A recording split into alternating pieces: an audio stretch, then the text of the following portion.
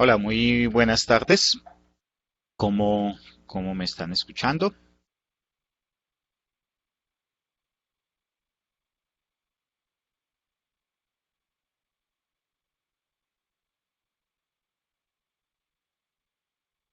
¿No me están escuchando?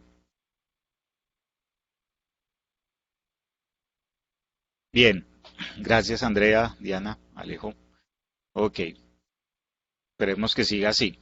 Mm, hoy vamos a hacer una sesión no tan extensa, porque siempre digo lo mismo y termino extendiéndome un poco. Pero el tema es fundamentalmente ampliar en la sesión de hoy algún componente que particularmente Colciencias no lo tiene tan detallado en su guía. Sin embargo, nosotros sí consideramos que es un elemento relevante de la forma en cómo se construye en general diálogo y estrategias y temas empresariales asociados a la gestión de la innovación y es la relación con la gestión del conocimiento. Desde luego, pues ahí nos tocamos con algunos elementos de lo que significa el proceso de reconocimiento de unidades de investigación y desarrollo, pero como lo hemos dicho ya y lo reiteramos, el proceso, este curso está pensado un poco más allá, ¿no? No solo pensar en que Colciencia reconozca la entidad, incluso pues esa ya es una decisión aparte de cada organización, pero sí efectivamente cómo de alguna manera se piensan estos temas un poco de manera más integral en lógicas sistémicas. Entonces, pues nada, vamos a empezar de una vez. Hoy viernes ya es bastante loable que estén ustedes aquí en vez de estar pensando en la rumba del viernes, pero y por lo mismo pues entonces vamos a tratar de aprovechar el tiempo.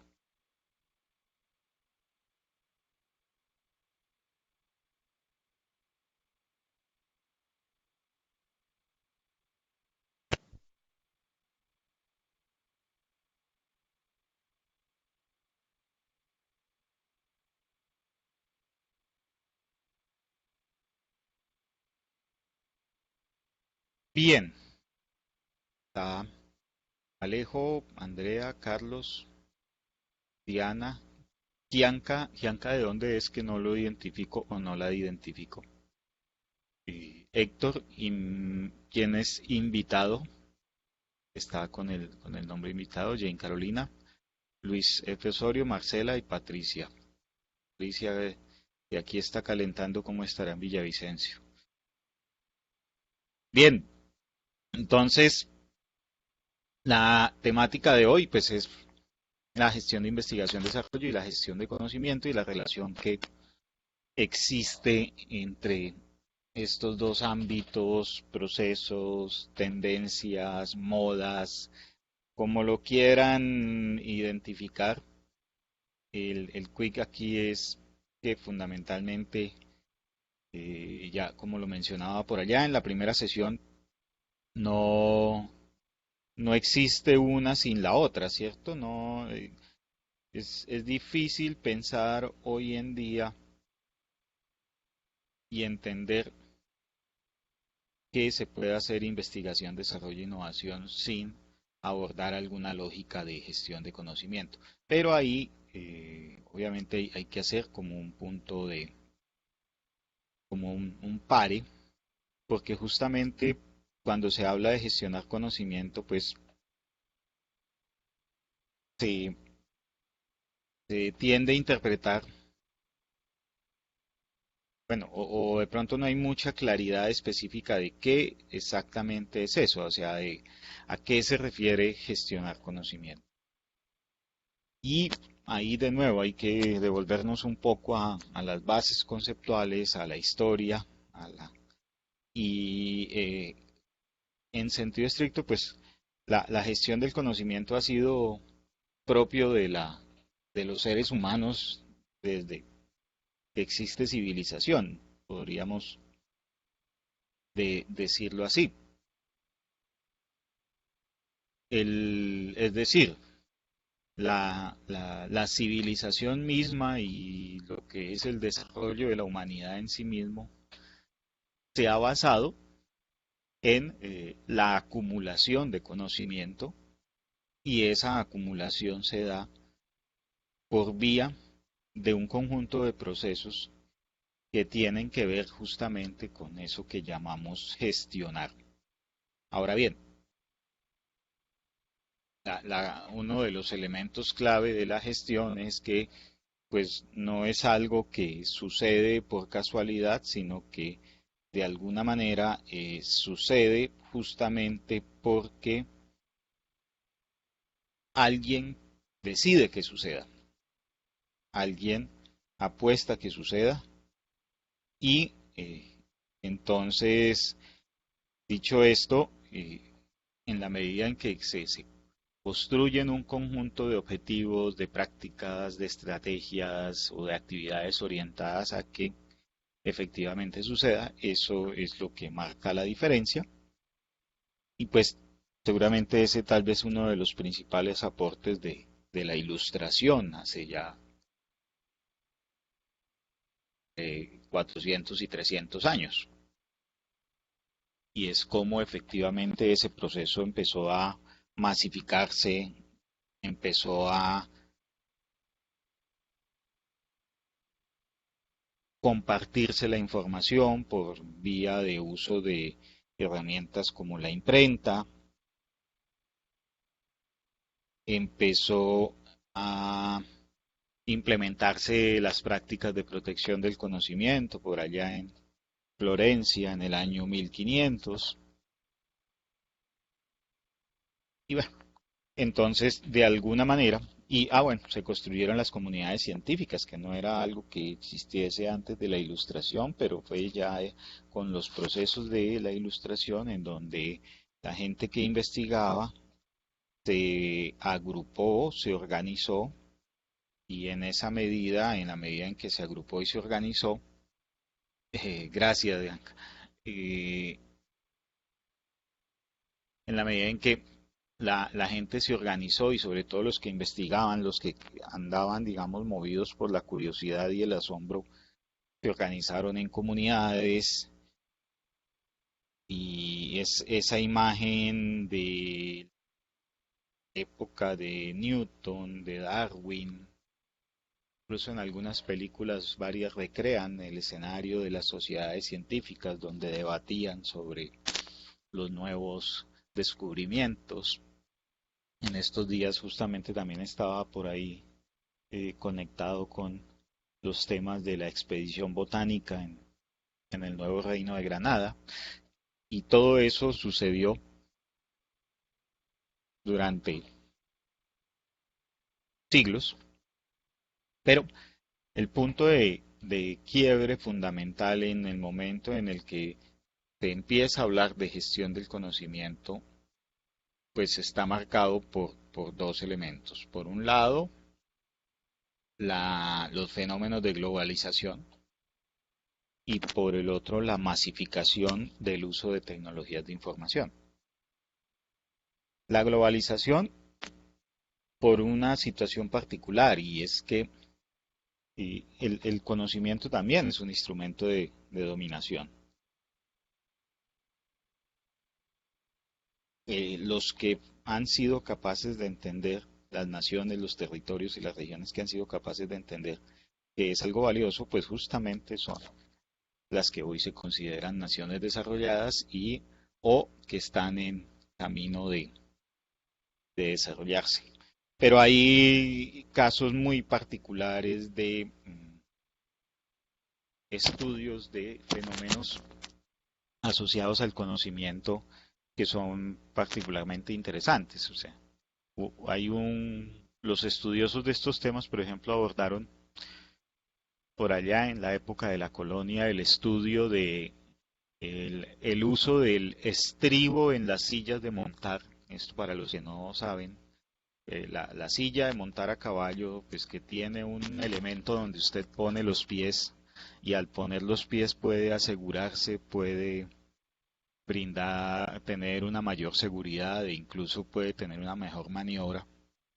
Y ese artefacto fue el determinante de que naciones en su momento, hablamos de hace más de 600 años, o de 600 y 1000 años, se volvieron preponderantes en la guerra. ¿Mm?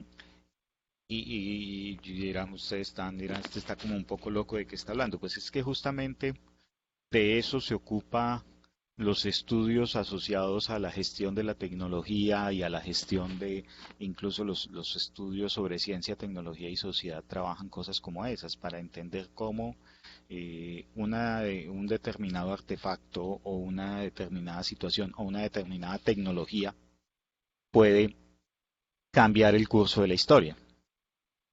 ¿Sí? Y otro elemento que ha sido objeto de estudio es los teclados de las máquinas de escribir. Y cuando usted tipea en una, en su celular, por ejemplo, a usted le aparece una configuración de teclado que se conoce como el teclado QWERTY, y ese teclado QWERTY es el resultado de un desarrollo tecnológico de hace tal vez más o menos 100 años, y la situación particular fue que en ese momento quien diseñó ese teclado, y falla la memoria, creo que fue la empresa Olivetti, o quien adoptó ese teclado, realmente no fue quien lo inventó, sino quien lo adoptó, eh, empezó a desarrollar capacitaciones gra- eh, cuasi gratuitas, o un esquema de masificación del uso de ese teclado en las escuelas donde enseñaban mecanografía.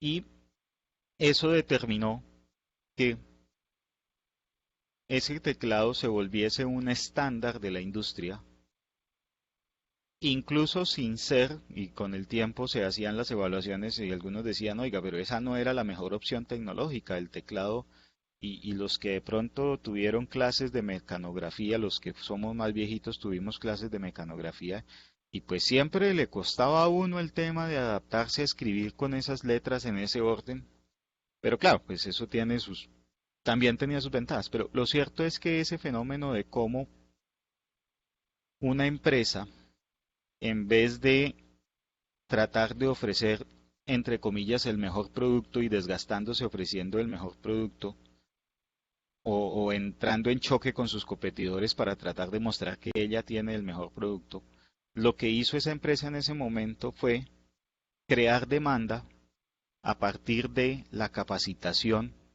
a quienes eran operadores en su momento de las máquinas de escribir. ¿Y qué sucedía? Pues que para las empresas era mucho más práctico contratar, o bueno, era mucho más práctico comprar las máquinas en las cuales el personal había sido capacitado para escribir, valga la redundancia, máquina. ¿Sí? Los millennials no tendrán ni idea de qué estoy hablando cuando les digo de máquinas de escribir. ¿Sí? Artefactos que servían para escribir documentos y cuya configuración de teclado es muy similar a a la de un computador actual.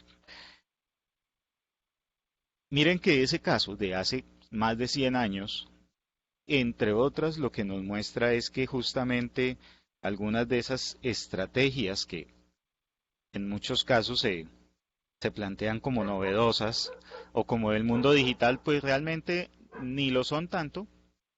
Y realmente el tema de la innovación se ha abordado de manera empírica desde hace muchísimo tiempo, y el Quick entonces realmente fue, no, ya hoy por hoy, digamos, el método, las técnicas y ese tipo de cosas, pues sí, tienen su peso y su importancia, pero es claro que el reto es que efectivamente esos procesos de creación de demanda, de transferencia de tecnología, de gestión de la innovación, en general sean mucho más recurrentes, ¿no? Y me salgo del escenario de hace 100 años para pensar en el escenario reciente. Y entonces el tema es que pues también desde hace unos 20, 25 años, un poco más tal vez, el concepto del conocimiento en las organizaciones y el estudio como tal de eso se volvió muy importante y entender cómo las organizaciones pueden aprovechar lo que saben. La frase de algún directivo de una multinacional ya hace más o menos unos 25 o 30 años que se refería justamente a Xerox y decía que si Xerox supiera efectivamente qué es lo que sabe, eh, la teoría de investigadores como Nonaka y Takeuchi y los planteamientos asociados sobre conocimiento tácito, conocimiento explícito y en general toda una serie de conceptos que tienen que ver con esto, pues se volvieron relevantes cuando, por un lado, el mundo empezó a eliminar muchas fronteras, se empezaron a dar fenómenos de libre movilidad, como el caso de la Unión Europea, y cuando el mundo entendió que en la diversidad y en la interacción cultural y en el conectar personas había un gran potencial de desarrollo. Y pues claro, esto sucede pues en la práctica y tiene lugar porque existe Internet, ¿cierto? Es decir, en el momento en que se masifica el uso de la Internet, pues esto adquirió significado. ¿Por qué? Porque yo ya no tenía que viajar meses o días o incurrir en altos costos para viajar a determinado sitio, ir a hablar con una persona o depender de herramientas como el correo físico o pues el tema de las llamadas telefónicas, pero las llamadas telefónicas siempre fueron una limitante tanto en términos de costo como en términos de fiabilidad. Y finalmente hay un tema muy importante y es pues el tema de la sincronía temporal, es decir, pues si ahorita a las 6 de la tarde quisiéramos ubicar a alguien en Europa, pues allá es medianoche y simplemente no nos van a contestar, o muy probablemente no nos van a contestar. Y cuando ellos estén levantándose a trabajar a las 8 de la mañana, van a ser las 3 de la mañana aquí y aquí estaremos durmiendo. Entonces, eso que es una realidad, así los que hablan de que la Tierra es plana la quieran negar, eh, pese el mundo funciona así y, o sea, es así, y vencer esa sincronía del tiempo, pues justamente Internet lo, lo ha logrado en mucho y ha permitido que la gente se pueda conectar de forma sincrónica, superar muchas limitaciones de orden físico, de orden temporal, y que finalmente, eh, vinculado a la movilidad de personas, esté la movilidad de saberes. Hay un caso muy particular y bonito de una empresa cliente nuestra que hizo la evaluación de su unidad de investigación y desarrollo. Y esta empresa, pues el cuento que nos mostraban era que justamente habían contactado a un experto de una universidad norteamericana para un tema de levitación magnética en un proyecto que estaban trabajando y les sorprendió, eh, entre comillas, o sea, les causó gran impacto el hecho de que contactaron al investigador de una universidad norteamericana a través de la página web y el correo electrónico y que el tipo les contestó. Y entonces ellos decían, oiga, sí, efectivamente, increíble, nos contestó. Y pues sí, es que así funciona. ¿Sí? Es decir, para eso es que están esos medios.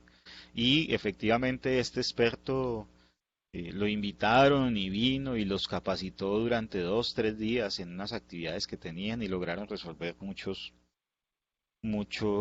problemas que tenían.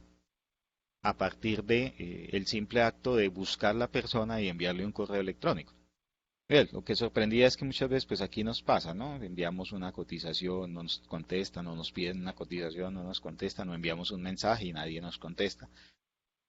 Pero pues ya es otro tema de orden cultural, pero finalmente la globalización existe, permite la movilidad de saberes, permite conectar mentes, permite conectar comunidades, permite conectar personas, permite superar barreras de tiempo y espacio. Y en todo eso entonces, la cuando se habla de gestión de conocimiento, pues justamente se habla de ese tipo de fenómenos. Es, es, es imposible desconectarse de ese tipo de situaciones. Y justamente se volvió importante la gestión del conocimiento porque, pues, si yo era un empresario hace 15, 20 años, realmente a mí poco me importaba que Trump estuviera peleando con China. Si yo soy un empresario incluso en Bogotá, una región de las más económicamente significativas del país. Sí, eso no. Pero resulta que cuando el mundo empieza a acceder a tanta información y tanta información fluye, y ahora la gente ve más Netflix que la televisión nacional y cosas de ese estilo, pues para usted en una empresa cualquiera, los temas de globalización se vuelven relevantes. Y aquí traigo a colación otro caso de una empresa cliente nuestra. La atendimos a través de un partner. Es una empresa que fabrica, y bueno, en su momento fabrica, ya la verdad le perdimos la pista últimamente, pero fabricaba pastillajes, las decoraciones de los ponqués, y tenía su sede en Chiquinquirá, Boyacá. Y bueno, ellos eran felices con sus figuritas decorativas. El dueño de la empresa salía a recorrer los pueblos de Boyacá, iba de panadería en panadería, dejando su producto y le iban comprando según los motivos que tuviera. Obviamente era una fábrica pequeña, entonces tendría un catálogo que tenía un número limitado de figuras y típicamente las mismas que había hecho durante 10 o 15 años porque pues no tenía ninguna presión de innovar. Es más, no le significaba nada eso y realmente era un negocio que había funcionado razonablemente bien. Así, fabricar estas figuras en Chiquinquirá y salir a distribuirlas por los pueblos de la región y los sitios donde fabricaban pasteles o vendían tortas de cumpleaños, de matrimonio, eso pues tenían ahí sus pastillajes y los vendían.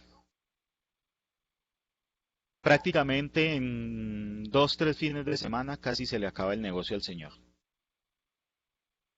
En un momento determinado, alguien pasó por esos mismos sitios con mostrarios de productos traídos de China, de pastillaje, a unos costos insignificantes. Y pues obviamente las panaderías y pastelerías que habían sido atendidas por esta otra empresa desde Chiquinquirá durante años, frente a la nueva oferta que además de novedosa per se, ¿no? O sea, mientras la otra empresa les traía los modelos de siempre, esta nueva empresa que traía figuras de China, pues traía otras, no necesariamente mejores, pero ya diferentes, y pues obviamente más baratas y muy variadas, y pues lo que les digo, eso fue casi, o sea, de trauma, que usted salga a vender sus productos eh, y que prácticamente le toque devolverse con ellos para su empresa porque nadie le compró, pues es durísimo. Y cuando analizábamos ese caso, y alguien me decía, pero ¿cómo así? Pastillaje en Boyacá, ¿sí? y hay una empresa, y lo sacó una empresa de China, ¿sí?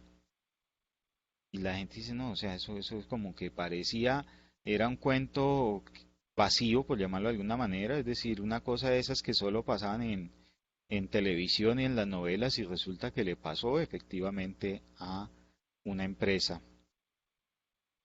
Y bueno, esto para conectar con que justamente para más o menos la misma época y estábamos trabajando con un proyecto de Colciencias y ayer alguien me preguntaba sobre los casos, justamente en el ejercicio de ese proyecto tuvimos que construir casos de sistematización y los hicimos con un enfoque etnográfico, con un enfoque pues, tiene una de investigación social interdisciplinaria y pues abordamos el tema y justamente entonces una de esas frases de esos estudios y de los testimonios de la gente que surgían y que en determinado momento un empresario planteó y dijo, Ramiro, pero ¿vale la pena innovar? O sea, meterse en eso de la innovación vale la pena. Es que al final hay cliente para todo, ¿cierto? O sea, yo para qué me desgasto con tanta cosa y con tanta carreta que usted me echa. Si finalmente lo que yo ponga en el mercado, eso siempre habrá alguien que lo compre. Claro, si uno se queda en ese precepto, pues es posible que el señor tenga razón, ¿sí? Típicamente casi que cualquier producto que la gente saca, pues, realmente consigue algún mercado. La cuestión es que ese no es el dilema. El dilema es, digamos, para extrapolarlo a otro ejemplo, usted eventualmente puede sacar unas empanadas y venderlas al frente de su casa y el primer día por la novedad, por la curiosidad, llegará gente a comprar. Pero si usted no tiene una propuesta de valor, al segundo día llegarán menos clientes y al tercer día posiblemente usted ya no logre vender sus empanadas. Entonces, no basta decir que hay cliente para todo, porque sí, efectivamente, pues, o sea, hay gustos exóticos, hay eh, condiciones particulares de algunos compradores que uno dice, oiga, pero pues, definitivamente hay cliente para todo, ¿no? Sí, frase de muy de la idiosincrasia nuestra, pero es que el reto no es ese, el reto no es encontrar un cliente, y cuando digo uno es uno, ¿sí? No un segmento de clientes, sino encontrarle para un producto de forma que se vuelva algo exótico, pero finalmente ni genere rentabilidad, ni genere valor, ni perdure en el tiempo. Entonces eso no. Y ahí lo que ven en la imagen ustedes, pues, es justamente casos específicos de situaciones como esas. ¿Sí? Los de Bogotá recordarán el Betatonio, ¿sí? Las tiendas Betatonio, las tiendas de nuestro Blockbuster, y cómo pues este negocio desapareció. Con una particularidad, y es que los dueños de este negocio técnicamente lo desaparecieron de un sopetón. O sea, yo recuerdo mucho la tienda de Cedritos en Bogotá por la 19 como con 144, 145.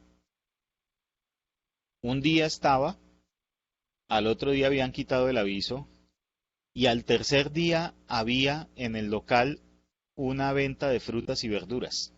Y claro, como el color como verdecito y verduras no tuvo ni necesidad de cambiarle el color a la fachada. Pero así, o sea, de un momento a otro dijeron cerramos y cerraron. ¿Sí? No contemplaron escenarios intermedios, no miraron, no, que miremos, no. No funciona y lo cierra. Entonces no hay cliente para todo, ¿cierto? En determinado momento tu propuesta de valor se agota, eventualmente su necesidad o la necesidad del cliente se agota o se transforma. Y si usted no tuvo cómo reaccionar, pues muy seguramente lo más razonable es cerrar. En Manizales escuché el año pasado, antepasado, que estaban cerrando una fábrica de fósforos, que era muy reconocida allá. Fósforos el Rey, tal vez. Y bueno, volvemos a lo mismo, ¿no? Fósforos, fósforos. En la práctica, ¿compramos fósforos? ¿No? Los que tenemos el vicio de fumar, eventualmente compramos más bien encendedores. Pero incluso en las casas donde tienen alguna necesidad de encender, pues la gente permitió o adoptó el tema de los encendedores y ahora hay hasta encendedores que traen una linternita, entonces aquí en el campo son sumamente prácticos porque le prestan esa doble función. Claro, no diría, y los fósforos no tenían oportunidad, pues tal parece que no. Y la decisión de la empresa, cerrar. No hay cliente para los fósforos de mundo moderno.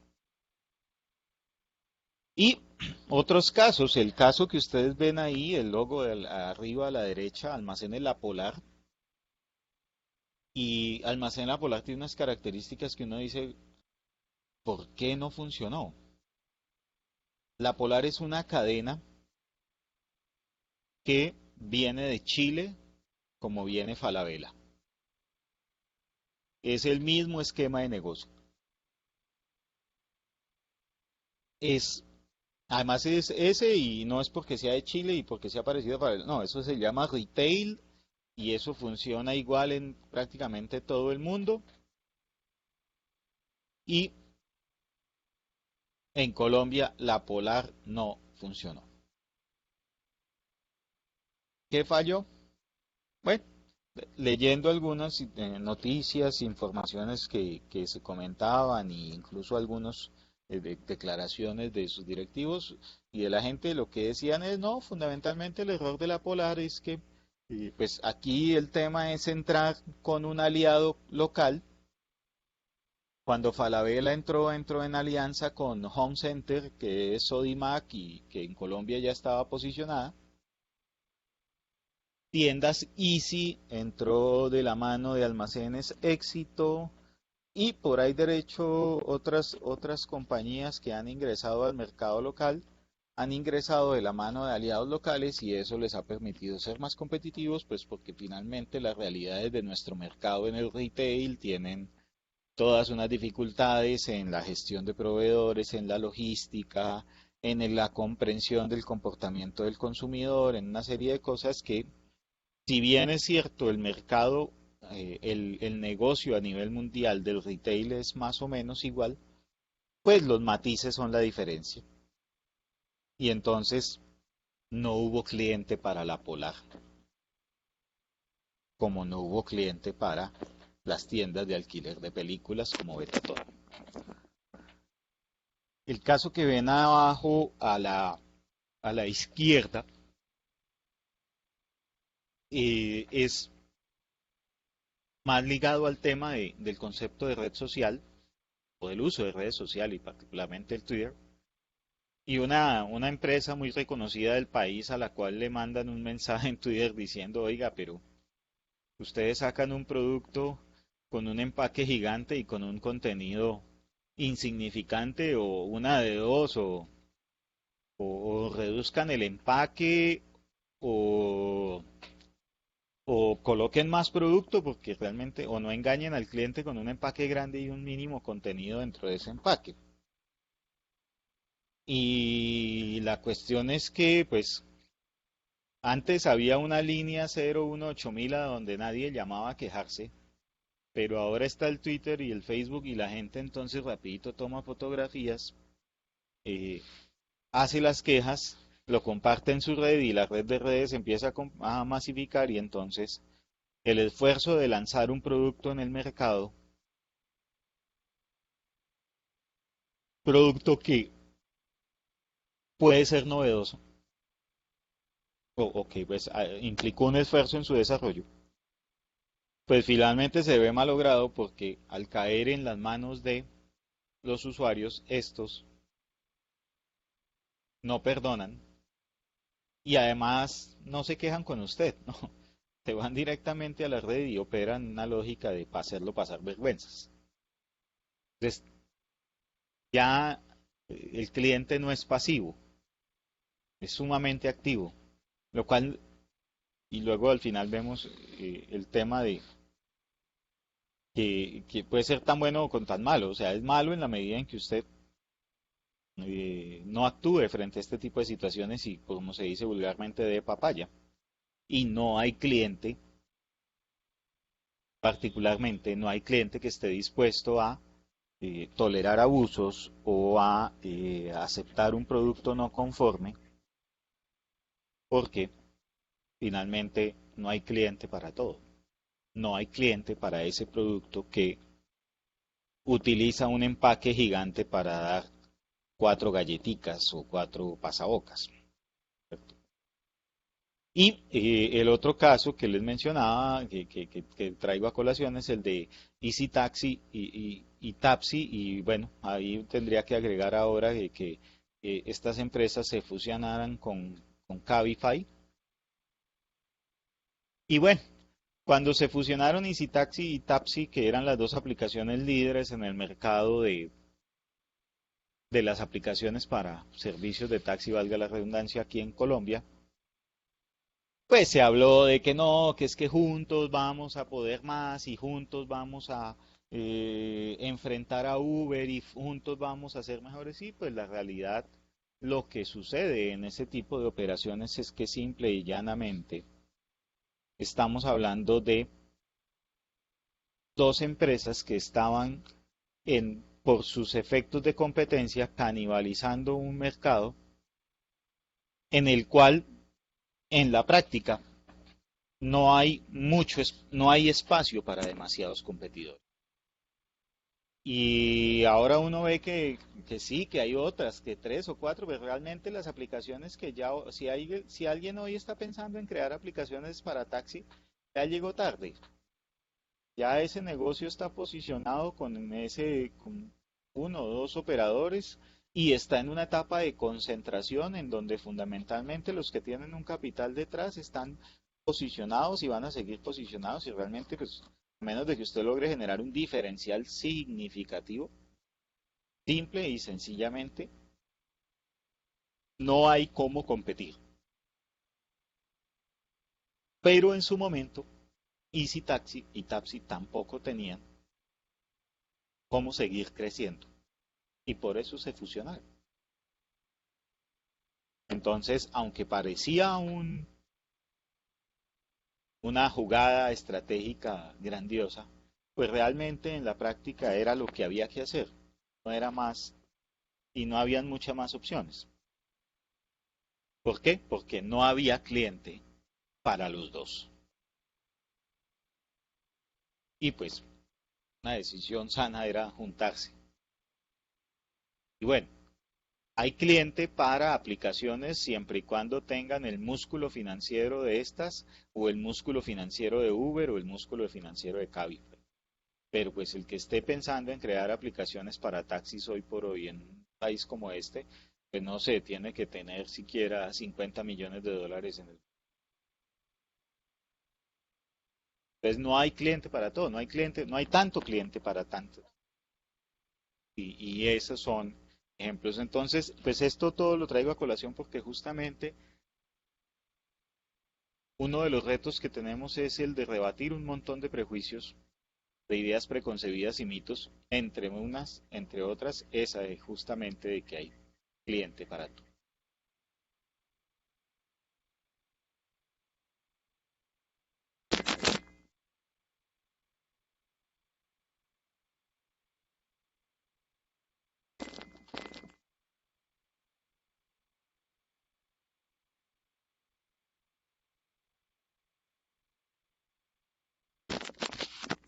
Bien, no sé si hay preguntas hasta ahí, si hay alguna inquietud. Sí, pues, entre otras, si me están escuchando, he tenido. Ok. Y entonces, ese es un primer elemento de cuando hablamos de gestionar conocimiento, pues de lo que hablamos, entre muchas otras cosas, es de rebatir un conjunto de ideas que están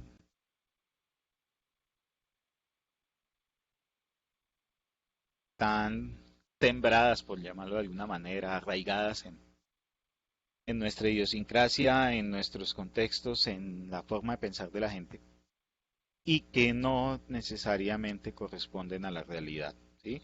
Entonces, eso de que hay cliente para todos, sí, pero es que el problema es que no necesitamos un cliente, sino que dependiendo de la naturaleza de nuestro producto, pues vamos a necesitar el número de clientes que nos permitan tener una operación que sea sostenible, rentable, que pueda afrontar la competencia. Y entonces ahí es cuando efectivamente no hay cliente para todo el mundo, ¿cierto? ¿Por qué? Pues porque simple y sencillamente así es. Listo. Otro de esos mitos, y este es un poco más trabajado, tiene que ver con eh, el símil que se trata de hacer muchas veces entre ser creativo y ser innovador, ¿cierto? Y claramente ser creativo es un paso para ser innovador, o que una organización promueva la creatividad es un paso elemental para que logre innovar. Sin embargo, y en esto también la teoría ha discutido bastante sobre si efectivamente, pues, tratar de hacer la diferenciación, porque, pues, se confunden los conceptos. Nosotros en el ejercicio de sistematizar estas experiencias y de entender un poco cómo suceden los fenómenos, entonces dijimos, bueno, Jane dice, el cliente sabe lo que quiere, pero no lo que necesita. Y yo dudaría incluso de que sabe lo que quiere, Jane. ¿Sí? Era algo que les comentaba ayer, de que pues, en el ejercicio que estamos haciendo, por ejemplo, con el sector de refrigeración y aire acondicionado, nos dicen, no, no, es que nosotros hacemos lo que pida el cliente. Y ahí entra uno a jugar con unas cosas que pueden ser hasta riesgosas, me explico. O sea, el cliente que quiere, barato. Es casi todo el mundo quiere algo o sea, ¿sí? A unos precios menores, o nuestra idiosincrasia está muy en la lógica del regateo, de pedir rebaja. Y es además una cosa curiosa porque predomina mucho en el cliente la noción de precio barato, y no la relación costo-beneficio, por ejemplo. Que es una que, pues obviamente como toca hacer cálculos, entonces a veces a mucha gente le cuesta. Resulta que puede ser mucho más importante la relación costo-beneficio que simplemente el valor numérico del inventario.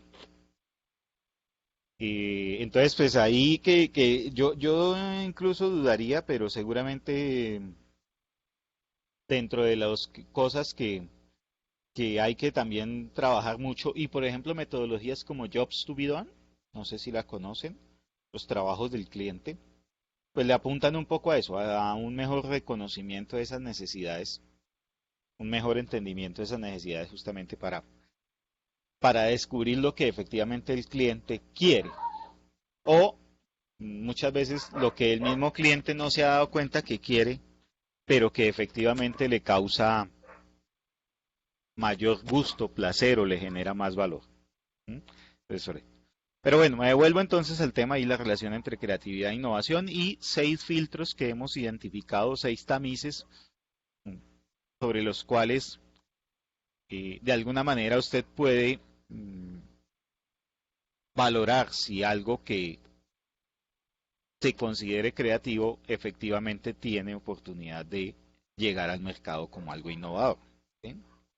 Y entonces, pues uno de esos es, por ejemplo, todo el tema de normas, normas legales, pero también pueden ser normas sociales. ¿Sí? Verbo y gracia. Vamos a diseñar faldas para hombres en Colombia. Pues, pues no, o sea, el tema es que en Escocia los hombres usan faldas, sí, allá, ya. Aquí, nuestra idiosincrasia, por más de que de pronto se faje en un diseño espectacular y nuestra idiosincrasia todavía limitará y como norma social determinará que usted no, eh, por más que se diseñe una falda, algo muy creativo en términos de una prenda de vestir que parezca una falda, o sea, una falda para hombres, pues de pronto no va a tener mercado. Con además otra serie de cosas, es una norma social, ¿no? No es ilegal que un hombre use falda, pues. Pero además es eso, sí, el tema. Y pues las normas sociales, incluso que algunas veces son tácitas, como esa de la falda, pero otras veces son explícitas, ¿no? Entonces, no falta que yo llegue a un sitio y yo llego en falda y me dicen, no señor, no puede entrar. Tiene que venir de traje y corbata.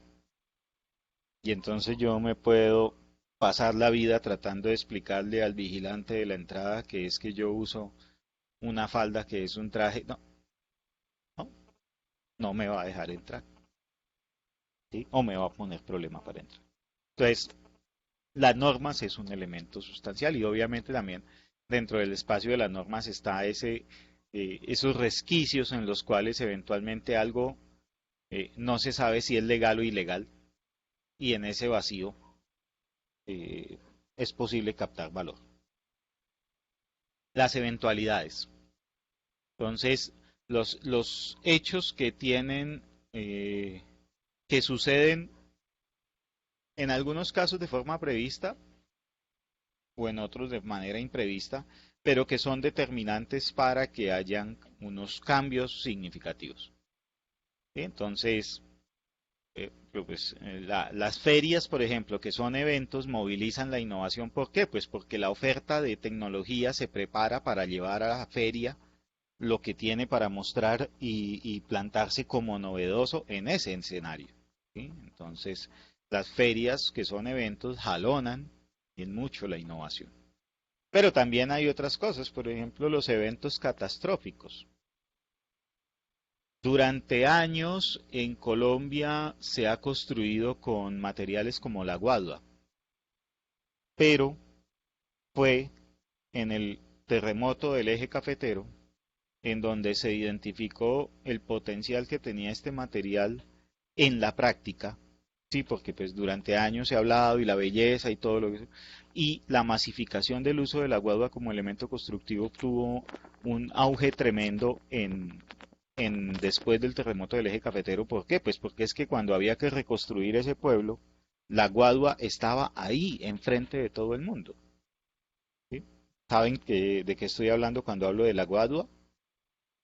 Si no, lo explico, una especie de bambú originario de nuestro país y de la región andina, que tiene unas características de resistencia muy particulares, muy especiales y que además permite hacer construir unas viviendas con una propuesta de valor estética interesante. ¿Sí?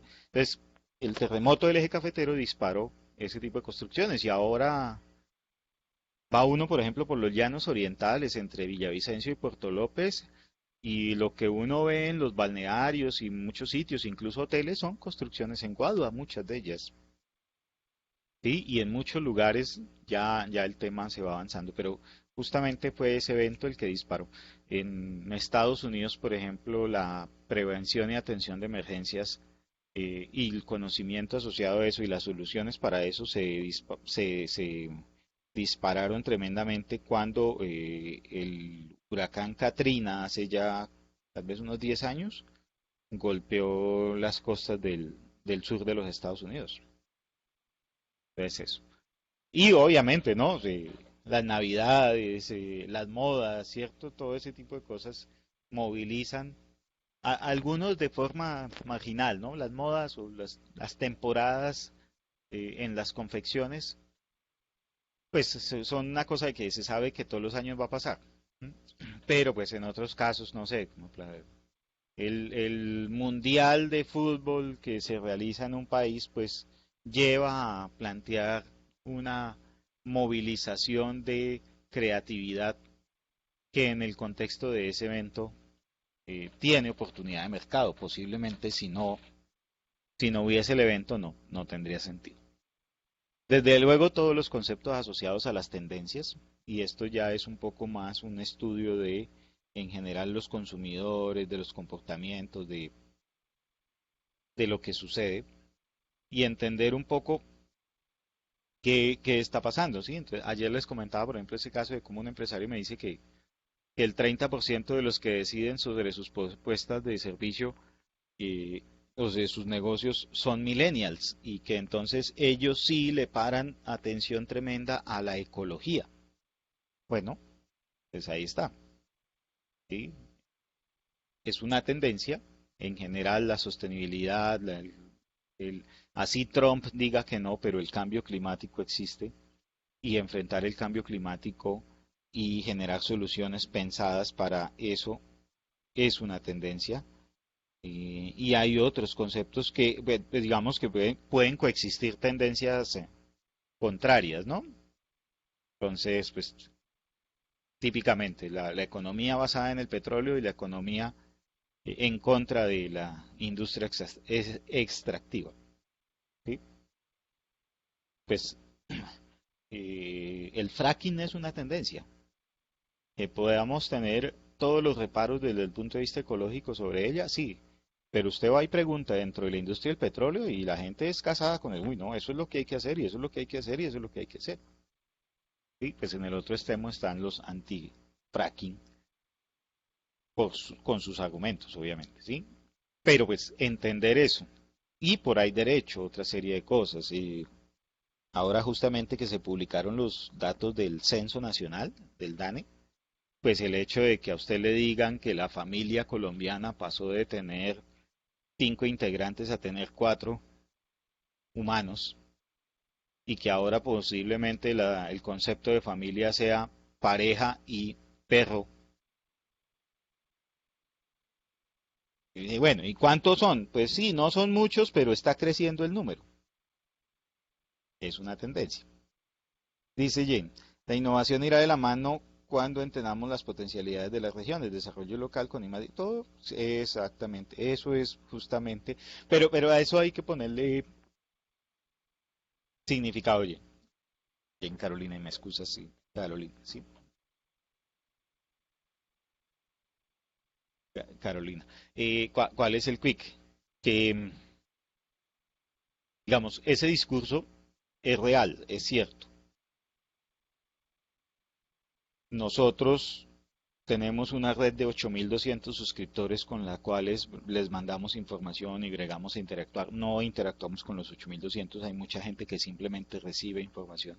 Mucha gente nos conecta, pero nos ha pasado que efectivamente, y yo les decía que hace unas sesiones que hicimos, por ejemplo, un proyecto en conjunto con un centro de desarrollo tecnológico español, y nos conectamos a través de las redes y el tema y finalmente ellos miramos lo que hacían y ellos, oiga, me gusta lo que usted hace, a mí también, venga, trabajamos y listo, vamos a andar. Y conectamos saberes y yo no, de una manera interesante. ¿Sí? Y, pues este mismo curso, este curso tiene significado justamente por eso, Jane. O sea, aquí en este momento tú tienes reunidas 18 personas que están en Bogotá, en Cumaral, en Villavicencio, en Manizales, y se me escapa de dónde más porque John está en Madrid, en Mosquera, Carlos León Popayán. Mira, mira, mira, o sea, aquí tienes conocimiento global en este espacio, ¿sí? Pues, o por lo menos nacional. Si quisieras hacer un estudio de mercados en diferentes ciudades del país, aquí ya tendrías con quién contactarte para tener elementos para hacerlo. O sea, esto. Ahora, cuando tú traes el saber de tu región aquí, el caso de tu región aquí, y lo compartes, pues todos aprendemos porque una de las cosas más bonitas del curso de consultores que tenemos, el otro curso que les he hablado, es justamente eso. Y por ejemplo, alguna vez que estuvieron unas personas de Cúcuta y cuando la gente nos empieza a contar lo que viven y lo que padecen los empresarios de Cúcuta por la crisis con Venezuela, uno dice, no, pero es que esto desde aquí, desde Bogotá, eso uno no tiene ni mediana idea de lo que pasa allá. Entonces, efectivamente, ese conectar, sí, pero hay que pasar mucho del discurso a la acción. Y bien, me desvía un poco, pero las tendencias, entonces también estudiarlas, entenderlas, saber cómo se configuran, saber cómo efectivamente le pegan y sobre todo entender un poco que si efectivamente existen y se configuran yo, ¿qué me representan para mi negocio y mi organización? ¿Sí? Y entonces yo puedo diseñar un producto súper creativo, pero si es basado en extractos de petróleo, pues de pronto tiene mucha oportunidad.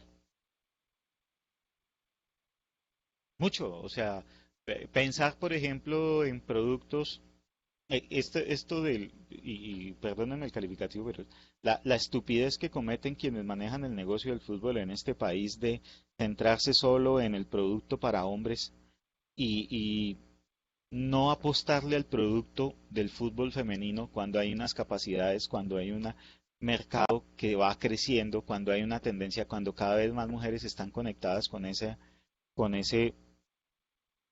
producto, pues es ridículo. Y aquí esta semana jugaron Santa Fe y Millonarios y tengo entendido que el estadio El Campín se llenó o tuvo una buena audiencia. Obviamente de mujeres, en mucho. Entonces, negar esa tendencia es absurdo. Desde luego lo que la gente necesita, y ahí volvemos a lo que hablábamos ahorita, ¿sí? De cómo efectivamente la gente expresa sus necesidades y además, y dos elementos complementarios que son claves, que tienen que ver con liderazgos y poderes, que son incluso complementarios. Y es que muchas veces no necesariamente la mejor idea o la más creativa, la más bien desarrollada prospera, pero en cambio la idea de aquel que tiene la capacidad de liderar un proceso y de sacarlo adelante, esa efectivamente se vuelve eh, el estándar o llega a posicionarse como esa gran novedad o como esa gran innovación. Y obviamente si alguien tiene un poder detrás, pues puede lograr que algo que incluso no sea muy creativo eh, se posicione en un mercado o efectivamente se convierta en una innovación para ser, digamos, un poco menos mercantilistas, ¿cierto? Y claro, entonces los poderes también juegan mucho, el poder político, el poder económico, el poder eh, de la guerra, el poder militar, o sea, todo ese tipo de cosas juegan. Y ahí hay también una mezcla entre esas lógicas de necesidades y de tendencias, porque pues justamente una de las tendencias que se ve en Cuarta Revolución Industrial es un ataque a esos poderes tradicionales y sobre todo institucionales. Entonces,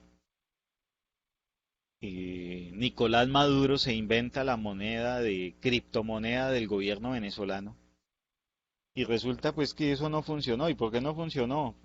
Si todas las otras criptomonedas funcionan, pues porque es que la gracia de las criptomonedas es que no estén controladas por nadie, por ningún gobierno ni por ningún banco. ¿Sí? Si es una criptomoneda controlada por un gobierno o un banco, pues a nadie le interesa porque lo que se está buscando como tendencia es atacar esa institucionalidad. ¿Sí? Entonces, pues, pero obviamente él tiene el poder de implementarla y ha logrado hacer operaciones y mover dinero con esa criptomoneda. Entonces, el poder juega. Cultura colombiana retrógrada del siglo XIX en que nos dirigen, debemos cambiar los paradigmas y Luis Fernando. Pues, no, pues eso, ahí, pues, justamente por eso estamos hablando de innovación, Luis Fernando, porque pues, ahora, miren que hace unos días leía sobre historia Y el concepto de palabra retrógrada en nuestro país hace referencia a un conjunto de personajes que cuando se obtuvo la independencia hace 200 años, le dijeron a Simón Bolívar que ellos lo que querían era volver a tener los mismos beneficios que cuando estaba el rey de España y que ellos, su noción era ser retrógradas, o sea, volver a tener esos beneficios, o sea, que a ellos no les servía tener independencia y construir un país nuevo si no podían conservar los privilegios que tenían cuando estaba la corona española. Entonces el concepto retrógrada yo lo tenía ahí como, digamos, un símil de efectivamente la gente que como que a veces vive aferrada al pasado, pero resulta que es que eso en nuestro país tuvo significado, es decir, había un importante grupo de personas que cuando se dio la independencia de este país, su condición para apoyar a Bolívar era que ellos tenían que volver a los privilegios del pasado y así fue. O sea, y ese es el origen de muchas ideas políticas. Entonces, claro, pues cuando usted se enfrenta a eso y usted lleva el discurso de la innovación, pues cuesta, ¿sí? Pero pues está. Y ahí a la falta de poder meterle liderazgo. Bien, otra dimensión es el tema de y hay un refrán colombiano, no sé si colombiano, bueno, nuestros refranes no son necesariamente locales, sino heredados de España. Pan pa hoy, hambre pa mañana. Pues uno de los retos precisamente de incorporar conocimiento es que eso no pase. Usted no puede, como empresa, simple y sencillamente estar pensando, y aquí entro ahí en un debate duro porque algunos de los sectores de startups y software me dicen, ay Ramiro, pero ¿para qué voy a planear a largo plazo si es que yo lo que necesito es moverme rápido y crecer rápido y esto va a crecer tan rápido que yo para qué planeo a 5 años? Es que pues el tema no es que usted escriba un documento de planeación en piedra inamovible, no. No, el tema es que usted tenga una dimensión de lo que puede pasar a futuro y en función de eso que puede pasar a futuro usted construya elementos que le permitan afrontar ese futuro. Incluso si eventualmente su organización o su empresa no existe, ¿sí? Pero que usted tenga ese panorama. Y eso, digamos, por ejemplo, es una de las grandes virtudes de una empresa como Microsoft y de otras empresas como IBM, que han logrado perdurar a pesar del crecimiento de competidores fuertes para ellos. Eh, es justamente esa capacidad de decir, venga, en el futuro va a pasar esto, en el futuro va a pasar lo otro, y cómo va a pasar eso, pues sí, yo tengo unos temas que me mueven la caja registradora hoy, y me toca buscar mover la caja registradora hoy, pero yo tengo que tener siquiera avisorado, y aquí Jane Carolina me dice objetivos. Pues de pronto el tema de los objetivos, Jane, es difícil. Es difícil, o sea, si yo hoy me plantara aquí y me preguntaran a alguien, venga, ¿dónde va a estar su empresa consultora en 5 años y cuál es su objetivo? Les soy sincero, tengo dificultad en estructurarlo. ¿Por qué? Pues porque llevamos 11, 12 años en esto, trabajamos, nos divertimos, la pasamos bueno, ha sido una experiencia maravillosa. Visualizamos algunas cosas, pero así en concreto o sea, siendo honestos, ¿sí? Pues porque yo me puedo parar y decir, no, en 5 años voy a ser la consultora más grande de Colombia. ¿M? Pero pues ahí entramos en si efectivamente lo puedo lograr y eso. Pero lo que sí nosotros, por ejemplo, hemos visto es que uno, a futuro necesitamos entender cómo fluyen los modelos de negocio y con base en eso, cómo vamos a captar recursos para que esto siga funcionando. A futuro necesitamos seguir ampliando nuestra red. Ya somos 90 consultores certificados en el país. Ahora tenemos este curso de más de donde hay, bueno, hay 90 inscritos, pero con juicio hay participando unas 25, 30 personas. Pero eso es red, ¿sí? Y seguimos construyendo red y tenemos contacto y tenemos gente con la cual mantenemos contacto y eso nos ayuda.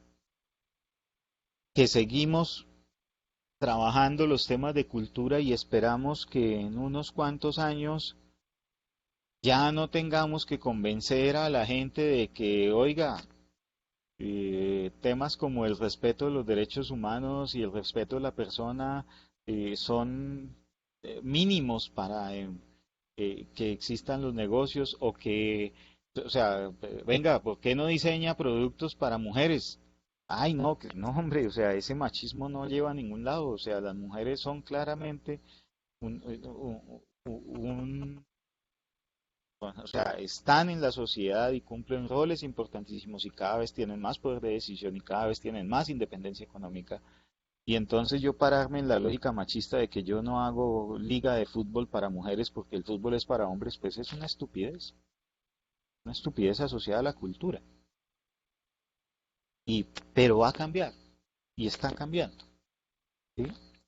Y aquí como dice Andrea mucho, dice, visualizar dónde quiero que esté mi empresa en el futuro. Sí, uno, visualizar efectivamente dónde quiero que esté mi empresa.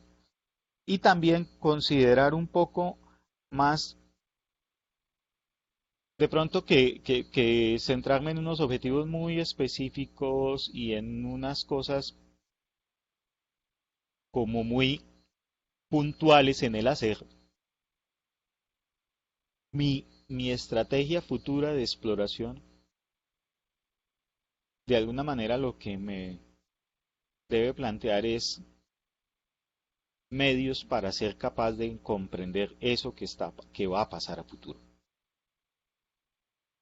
y entenderlo un poco mejor y sobre todo ser capaz de adoptar esas transformaciones y anticiparse, ¿no? No esperar que el cambio me arrolle para decir ahora sí yo voy, voy cambiando.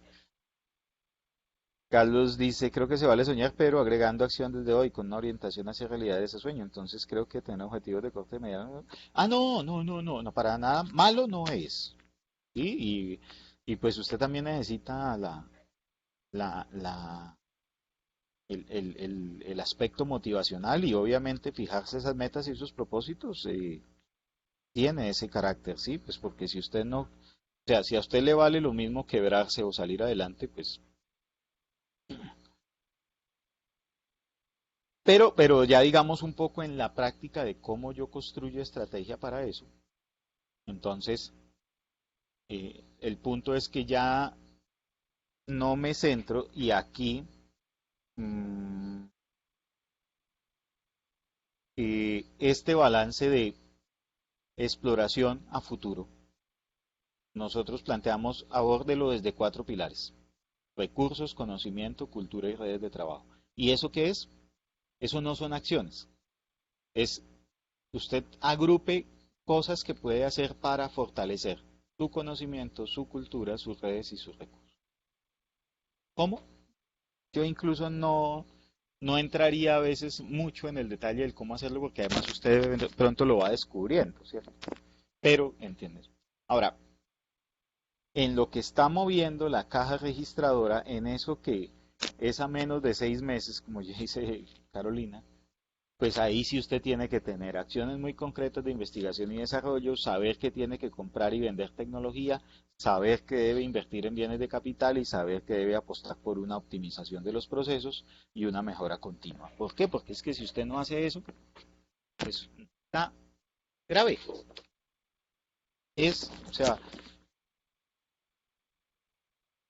y ahí sí es efectivamente donde encontramos esas carencias más relevantes. ¿Por qué? Pues porque muchas de las organizaciones con las cuales interactuamos, pues aparte de que no piensan en el futuro, pues tampoco están haciendo con juicio eso que les planteo. Es decir, ay, perdón, no están buscando innovar. Y Carlos dice, por definición, cuando se habla de I+D se está hablando de futuro. La I+D con visión de corto plazo no funciona. Sabes que eso sí es bien relativo, Carlos. Eso es bastante relativo. Hoy por hoy no todo lo tienes que hacer tú en términos de I+D y muy posiblemente tu investigación, desarrollo e innovación, porque además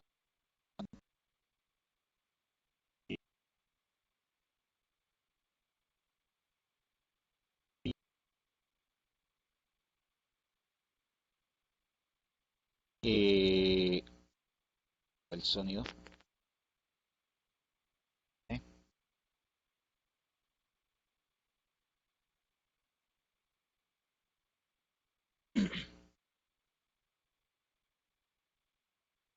¿Ahí me están escuchando?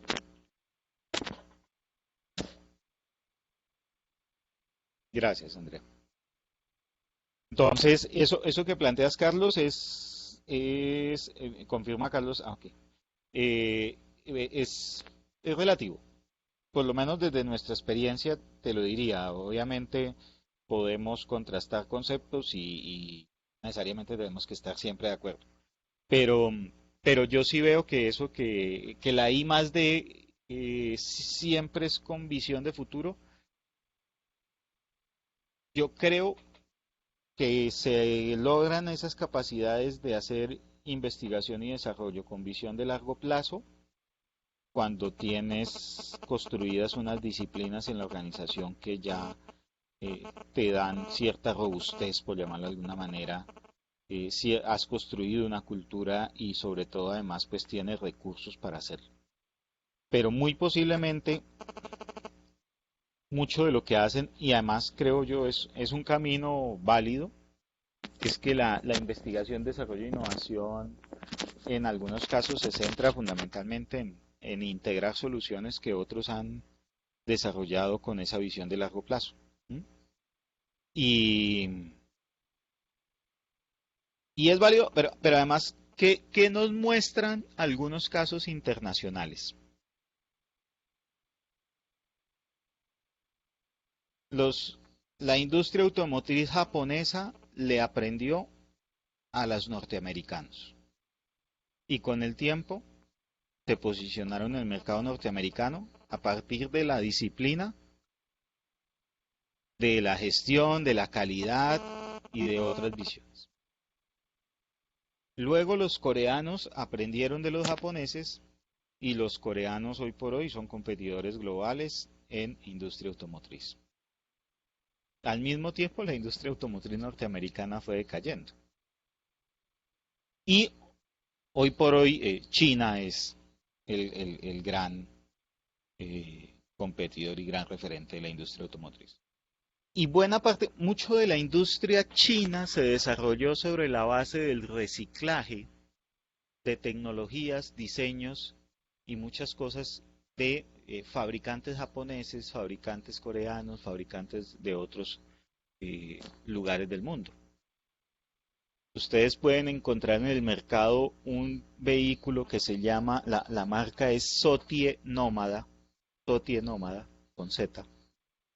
Y el Sotie es una copia en diseño, bueno, no es una copia, bueno, es una copia, pero una copia autorizada, porque el dueño del diseño, que era Daihatsu, le vendió a la compañía Sotie de China los diseños de ese vehículo porque ya había sacado un nuevo modelo. Y los señores de Sotie siguieron vendiendo ese artefacto, ese vehículo, que es un diseño de hace 15 años y hoy por hoy lo están vendiendo todavía. Obviamente con otra propuesta de valor, precio barato. Pero uno diría, ¿y se pusieron a hacer I más D? No tanto, Simple y sencillamente adquirieron tecnología, adquirieron licencias, integraron mucho conocimiento técnico y empezaron a facturar.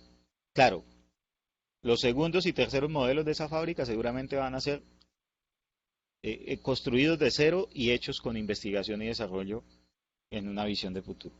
Pero a veces en los primeros pasos y cuando estás aprendiendo a caminar, eh, tu I más D más I puede centrarse mucho más en comprar y vender tecnología, en la optimización y en procesos de mejora continua, por ejemplo, que no son de largo plazo, pues casi ninguno. O sea, tú no optimizas pensando en el problema de dentro de 2, 3 años, tú optimizas pensando en el problema que te está quejando hoy.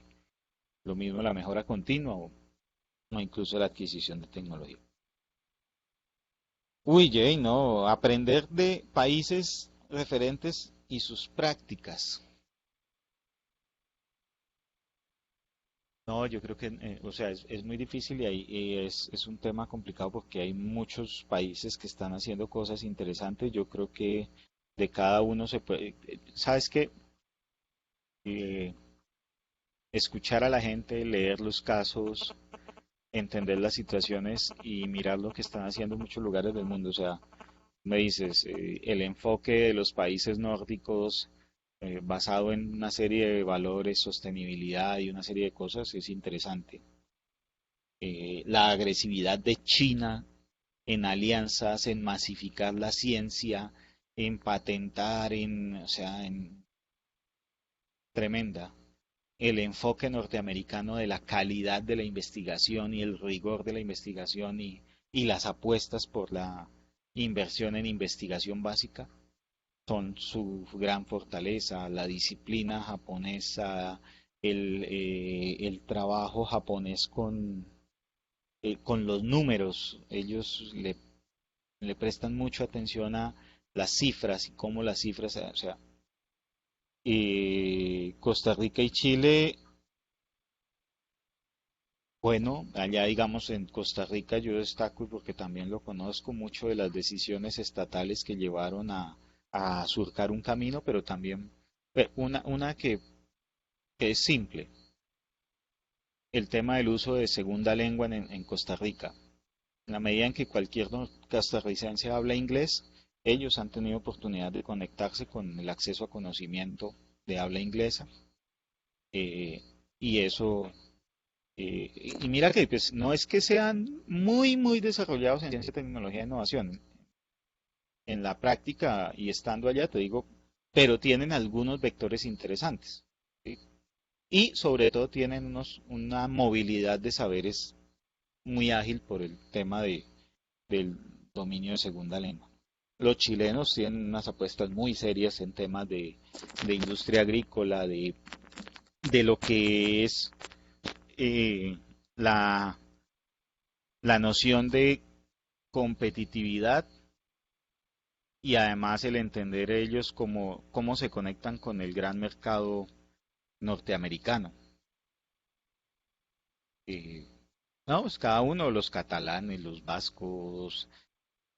Yo creo que hay muchos ejemplos. No diría que uno pudiera pegarse específicamente de un caso particular o de un país en particular, porque finalmente eso también es globalización. Es decir, y te digo sin ánimo de ser prepotente. Esto que nosotros estamos construyendo aquí como firma y como red y con ustedes y la masificación tiene valor y de hecho ya tenemos, por ejemplo, algunos papers que nos han publicado o que están en proceso de revisión, perdón, no nos han publicado en revistas internacionales.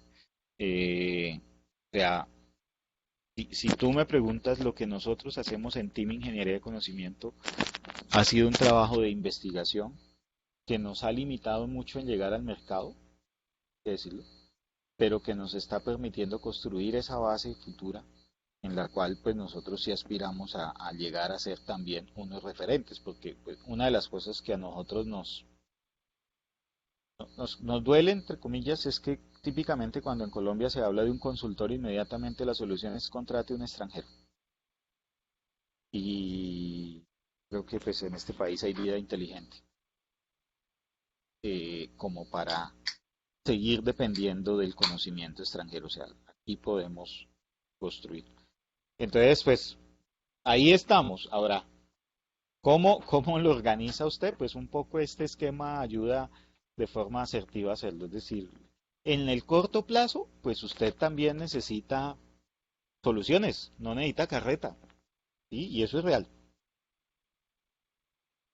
Pero en el largo plazo usted necesita construir esas visiones y saber cómo organiza la información y estar muy al tanto de lo que sucede. Diego, para que China mejore la competitividad, muchas empresas chinas no realizaban investigación y desarrollo, lanzaban los productos rápidamente sin tener validación. Y las deficiencias que tenían los productos las encontraban los clientes, entonces ellos gastaban recursos. Es- yo no haría una sentencia tan absoluta, Diego.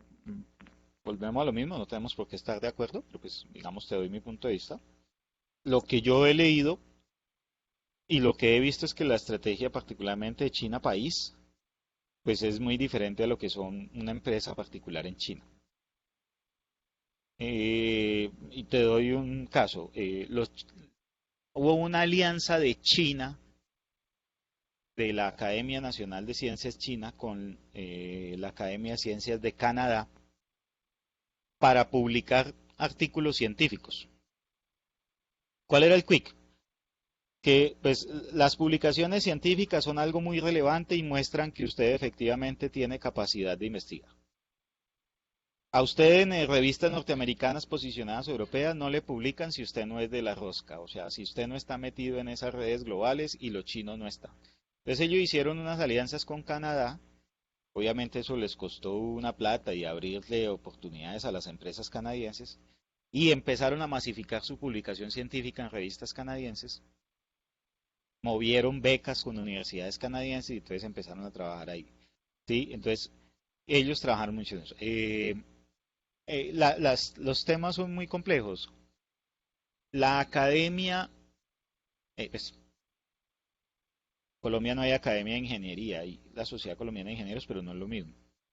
Pero en algún país latinoamericano, por ejemplo en Argentina, que existe academia de ingeniería, la academia de ingeniería tiene 15 miembros, es decir, 15 grandes ingenieros científicos que son reconocidos para ser parte de la academia.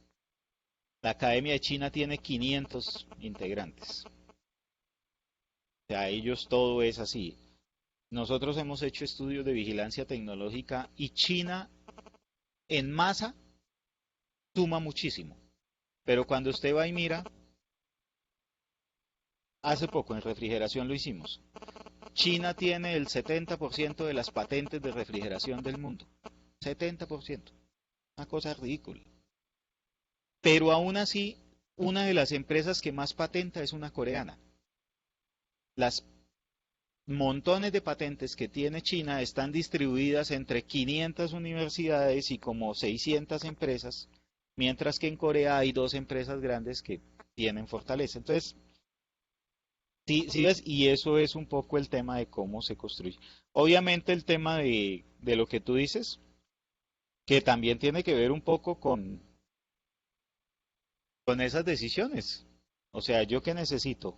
¿Sacar el producto perfecto o mover la caja registradora con un producto que de pronto no es tan bueno, pero empieza a mover la caja, ¿sí?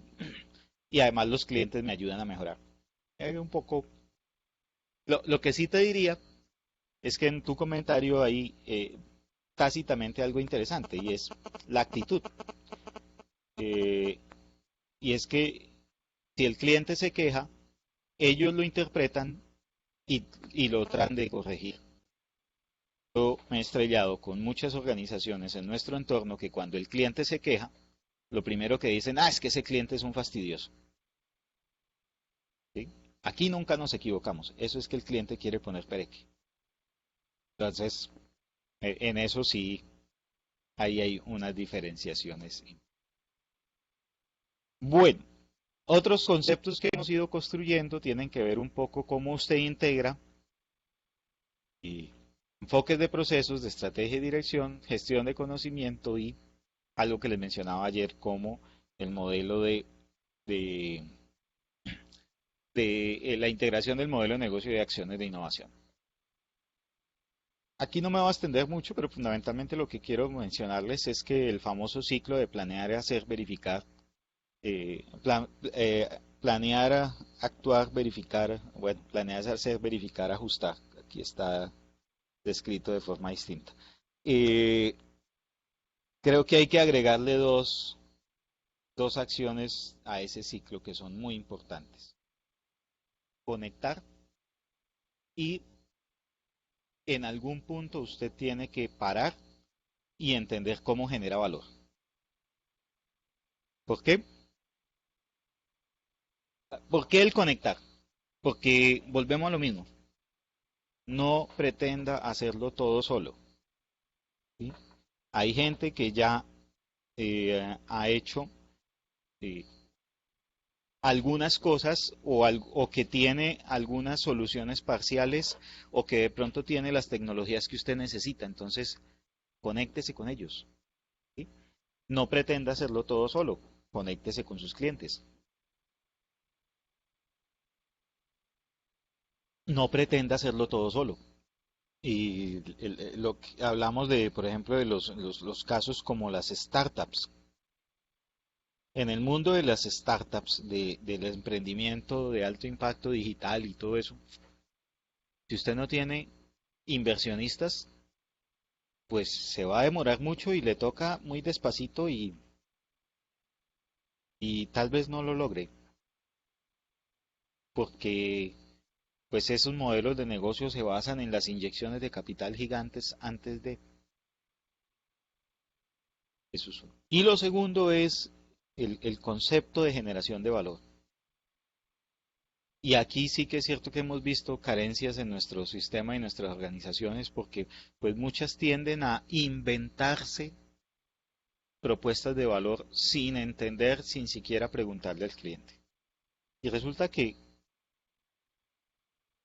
si se da la innovación cuando se introduce algo en el mercado, pues esa introducción en el mercado pasa porque efectivamente ese mercado encuentre valioso eso que usted ofrece. Así de simple. ¿Y qué significa eso? Ah, pues que nosotros estamos ensayando con este curso y yo puedo decir con algo de gusto que tengo hoy viernes 7 de la noche 16 personas conectadas aquí participando, 15 personas. Eso puede ser mucho o muy poco, pero que yo le soy sincero, yo he dictado clases en universidades y los viernes a esta hora nadie me iba. Y cuando uno hace programas de educación continuada en universidades, diplomados y eso, lo primero le dicen, uno no programe clase los viernes porque nadie viene, nadie llega. Entonces, caro, ¿sí? Es decir, nosotros lanzamos este curso, estamos innovando, tuvimos 80 inscritos, de los cuales 30 están participando con juicio y hoy viernes están 15. Bueno, tenemos que indagar a esos otros que se inscribieron por qué no participaron y seguramente tenemos que seguir explorando esos otros que ni siquiera se inscribieron porque no les llamó la atención, ¿sí? Pero es claro que este programa está generando valor. Y es claro en la medida en que pues la gente llegó el primer día, el segundo día, y ya llegamos al quinto y ahí se han mantenido. Si a la segunda sesión no hubiera vuelto nadie, pues yo me toca devolverme y venga, piense qué es lo que está haciendo porque algo está haciendo mal. Entonces, esas dos dimensiones son claves. Debemos ver el conocimiento de la organización como otro producto y manejarlo absolutamente de acuerdo, Luis Fernando. Sí, el conocimiento que la organización dispone es otro producto. Y tan es otro producto que puede ser la base de la creación de otra empresa o puede ser un nuevo servicio que se venda, en muchos casos. ¿Sí? Y de hecho ese es uno de los retos. Cuando hablamos de gestión de conocimiento, la teoría habla de algunos procesos, nosotros, bueno, de algunos enfoques que también no necesariamente son de procesos. Nosotros en nuestro constructo hemos planteado 7 dimensiones. Uno, usted debe saber qué sabe, identifique. ¿Sí? Y eso es que aquí en la empresa hay alguien que sabe de programación, bueno, y hay otro que sabe inglés, bueno, ¿y cuántos más saben inglés? No, solo él, ok, entonces necesitamos fortalecer el tema de la segunda lengua o no. Aquí hay alguien que sabe Excel, ¿y eso para qué nos sirve? Para nada, entonces pongamos en valor ese saber. Dos, adquirir, es decir, no todo el conocimiento yo tengo que pasarlo por cursos, aprendizajes, no, no, no. Hay conocimiento que se compra y que se compra incorporado en artefactos, en licencias, en cosas preelaboradas o que eventualmente se compra, por ejemplo, contratando a la persona que necesitamos. Habrá otro conocimiento que podemos desarrollar, es decir, que vamos gradualmente adquiriendo una curva de aprendizaje en nuestras organizaciones. Desde luego debemos contemplar cómo compartir ese conocimiento, porque no es tan simple como venga, ¿no? Nos ha pasado como dos casos en nuestra red social de gente que a veces comparte información y después dice, oiga, ¿cómo borro eso? Porque es que sabe que yo no quería compartir eso porque eso es secreto. Ah, bueno, sí, pues usted es bueno que comparta, pero debe saber cómo lo hace. O lo contrario, tenemos en nuestra red social algunos blogueros que con alguna frecuencia publican notas que son útiles para la gente. Estos días alguien compartió una del proceso del el impuesto simple y claro, como hay empresarios, pues eso les interesa, ¿sí? Entonces eso, y obviamente en el portal nuestro es un esquema de innovación abierta, nosotros tenemos un esquema de censura en la entrada, es decir, que identificamos quién es, pero de ahí para adelante típicamente no tenemos mucha censura y ahí los universitarios publican, a veces publicamos ofertas de empleo, publicamos en una serie de cosas que no compartimos en nuestra red social. Fotos de cumpleaños, celebraciones, mensajes de política, no, eso no compartimos. O bueno, no, por ahí a veces, digamos análisis políticos sí, pero no, no mensajes proselitistas. ¿Dónde guardamos el conocimiento para que esté disponible para consulta, para acceso, para, ¿sí? ¿Cuáles mecanismos implementamos para protegerlo? Y finalmente, ¿cómo generamos el feedback, la retroalimentación, de forma tal que ese conocimiento sea de verdad acumulativo? Y eso es lo que nosotros entendemos, esos 7 enfoques como gestión de conocimiento. Entonces ahí de nuevo. Y lo que les mencionaba ya en el modelo de ayer, de cómo usted, y ahorita hablo un poco más de eso, en su modelo de negocio y en sus acciones de innovación, pues usted estructura a partir de metodologías cómo eso hace que la rueda se mueva. Y aquí este modelo que ayer les describía, eh, este ya es la ontología expresada a partir de un conjunto de preguntas que, y les cuento un poco la historia, esto surgió porque a todo lado donde íbamos la gente en un proyecto, yo proyecto, y entonces cuando uno iba a ver, venga, pero ¿qué es el proyecto? El documento, ¿cuánto vale? Ah, no, es que lo que yo quisiera hacer es algo más o menos así. Tiene un proyecto, usted tiene una idea.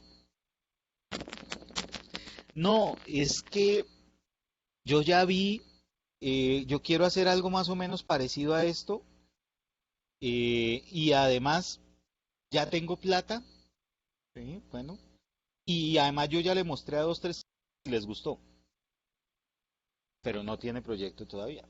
Usted tiene una oportunidad, ¿sí?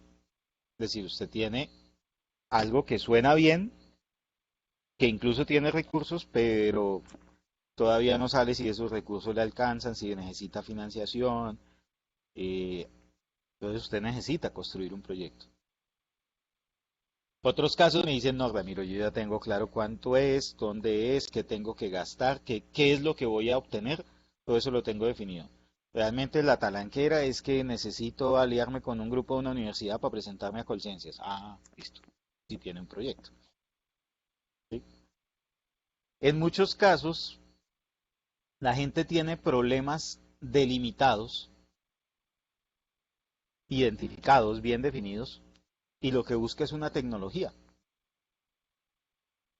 Entonces, ¿eso es un proyecto? No, no, usted lo que necesita es encontrar una tecnología y cuando la encuentre, pues girar un cheque para comprar, adquirir esa tecnología que le resuelve su problema. Eso no es un proyecto. O en sentido estricto, ¿sí? Podría ser si usted le agrega otros elementos. En otros casos hay gente que tiene, y esto conectándome con el último comentario de Luis, de yo puedo tener tecnologías o productos novedosos, pero eventualmente lo que necesito es uno de dos inversionistas que me permitan masificar eso o simple y sencillamente clientes para esa tecnología.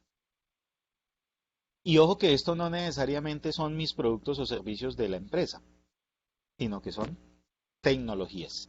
Una característica muy importante de las tecnologías es que típicamente se integran como bienes intermedios en otro producto. Entonces, yo tengo hace unos años un cliente también nuestro. El tipo desarrolló una herramienta y un método para estructurar la compensación de los vendedores, el sistema de comisiones de los vendedores, y era una cosa muy eficaz, porque tenía ahí unos esquemas en donde pues, típicamente el vendedor siempre estaba en una lógica de hacer ese esfuerzo, de cerrar el negocio, de concretar, porque sí, había un esquema, era, era bien complejo y el tipo lo manejaba en unas tablas de Excel dinámicas que me las wow, o sea, pero lo importante era que funcionaba, ¿no? Toda esa carreta. Y en un determinado momento dijimos, venga, pero usted podría hacerle consultoría al sector con este modelo que usted ha desarrollado. Me decía, pero Ramiro, no es que mi negocio es vender productos gráficos. No, pero espere, porque es que usted aquí tiene un intangible valioso, una tecnología que puede generar valor. Y eventualmente, pues obviamente hay que saber si hay cliente, como todo. ¿Sí? Y hay cliente para todo, no. Vamos a ver cuántos clientes efectivamente. Pero efectivamente sucede. Muchas veces usted tiene una empresa y necesita necesita ampliar su portafolio de productos en el corto plazo. Y aquí volviendo al comentario de Carlos, si usted necesita incorporar productos en su portafolio en el corto plazo, I más D no es la solución, porque la investigación y desarrollo se demora. Eventualmente es mucho mejor alianzas comerciales, buscar acuerdos de representación comercial, hacer la comercialización de terceros, pero eso obviamente dentro de un marco de estrategia que efectivamente vuelve el tema, le genere valor. ¿Mm?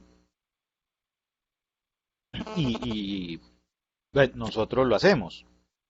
Nosotros nos aliamos con consultoras que nos dicen, venga Ramiro, y usted, yo organizo el taller y usted lo dicta, hágale. O alguien que nos dice, mire, es que me va a presentar en esta licitación y de pronto usted tiene la experiencia, usted podemos ir en junta, miremos, pero hágale. ¿Por qué? Pues por lo mismo. Si yo quisiera ir a prestar consultoría en Manizales, los costos de desplazamiento me salen altos. Entonces, para mí es estratégico tener aliados allá y ya vamos construyéndolo. O sea, y lo mismo, ¿sí? A nosotros con las consultoras no tenemos conflicto. Son nuestros competidores, pero pues, los entendemos también como aliados. Y lo mismo también cuando, cuando en muchos casos, o con productos que nosotros tenemos, o con cosas que nuestras otras empresas tienen. Nosotros, por ejemplo, aunque no lo hemos concretado, pero ya hemos hecho dos ejercicios, por lo menos intentos de distribuir software para procesos de innovación. ¿Sí? Entonces, pues, tenemos ahí un acuerdo con, por ejemplo, una empresa que vende software de vigilancia tecnológica. Nosotros no hacemos software, sabemos hacer vigilancia tecnológica y usamos la herramienta. Pero pues esta empresa vende el software y nos dice, pues Ramiro, cada vez que consigas un cliente te doy una comisión. Bueno, ¿tengo compromiso de conseguir tanto? No. Pero si consigo uno, ¿me dan comisión? Sí. Ah, bueno. Pues, ¿y me sirve a mí? Pues sí, también me sirve mostrar esas alianzas y eventualmente también me sirve porque en algunos casos llegan los clientes preguntando, venga, que es que usted es el representante que vende el software. ¿Eh? Eso. Y obviamente cuando yo tengo la posibilidad de, con tecnologías o nuevos productos, crear una nueva unidad de negocio, una nueva empresa, pues también entonces entra a jugar ahí. Y miren que cada uno de esos escenarios, si yo soy capaz de clasificar mi situación en cada uno de estos escenarios, o en alguno de estos, en alguno, yo tengo mucho avance, ¿cierto? ¿Por qué?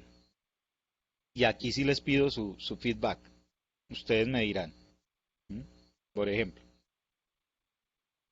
es que algunas cosas que ustedes en sus empresas estén pensando hacer o estén haciendo o hayan contemplado, ¿dónde las ubicarían, cierto? ¿Sí? Por ejemplo, cuando yo no tengo claro ni causas ni efectos y simplemente, o sea, tengo un problema pero no lo he podido ni siquiera caracterizar, pues yo necesito es ideas, ¿sí?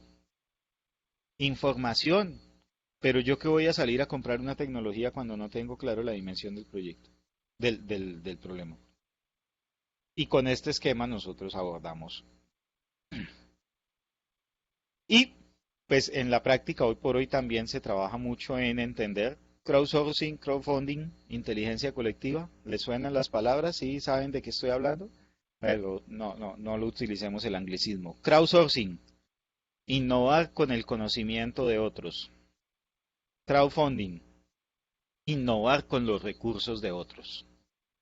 Y entonces esos componentes de la inteligencia colectiva, del capital estructural, relacional y todo eso, pues deben estar incorporados en mi estrategia y en mis formas de dirigir los negocios. Procesos de gestión de conocimiento que hoy por hoy pasan, entre muchas otras cosas, por temas como Web 2.0, ¿qué es eso? Facebook, Twitter, redes sociales, WhatsApp, mecanismos de comunicación, sistemas que me permiten compartir información de forma ágil, analizar información. Otro tema, economía colaborativa. ¿Por qué? Porque es incluso mucho más que el concepto de economía naranja sin ánimo de ser crítico del gobierno nacional.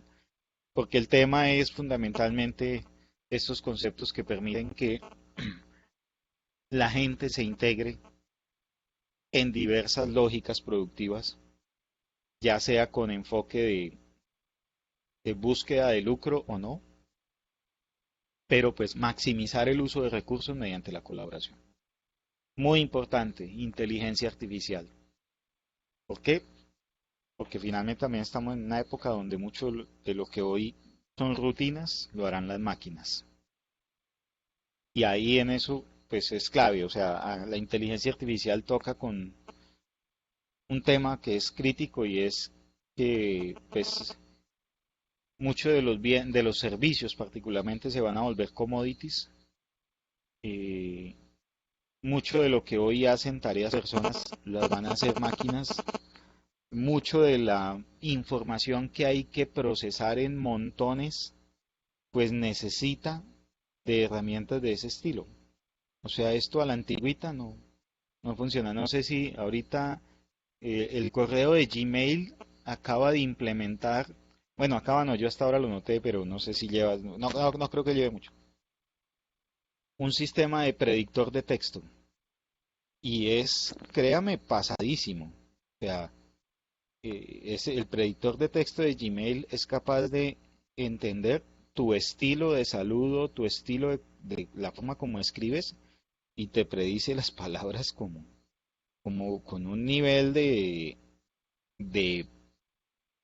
coincidencia con lo que tú quieres escribir que es Bárbaro. Y eso es inteligencia artificial. Y temas como el acceso abierto, ¿m? En donde fundamentalmente pues el tema es cada vez hay más conocimiento y aquí hay un tema conecto con el mensaje de Luis. El conocimiento efectivamente es un producto, pero pues no todo el conocimiento está cerrado ni necesariamente está restringido. Al contrario, hay una gran filosofía de acceso abierto, la cual yo debo incorporar en mi modelo de negocio y en mis acciones de innovación para que esto fluya, ¿sí? Es un poco. Y finalmente, el concepto de empresa red. Mis ideas, mis oportunidades, mis proyectos, mis tecnologías, mis nuevos productos y mis nuevos negocios son movilizados por el concepto del PROAM. ¿El PROAM qué es? Gente que hace cosas por gusto, pero las hace con unos estándares altísimos y está dispuesto a colaborar. O sea, es mucho más que un voluntario, pero el voluntario también aparece ahí. Y la diferencia con el voluntario es que, pues el voluntario es eso, ¿no? Pues yo de buena fe ayudo. No, el PROAM es experto.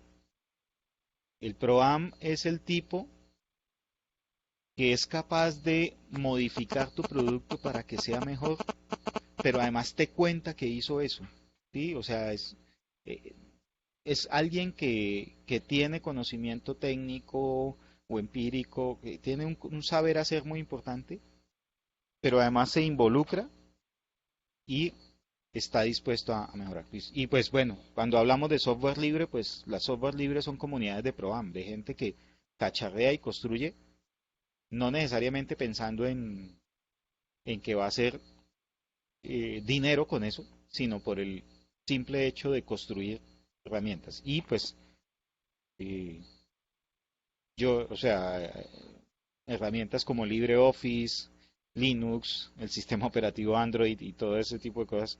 Bueno, Android no, pero sí la base de Android han sido construidas por ese concepto de ProAmps.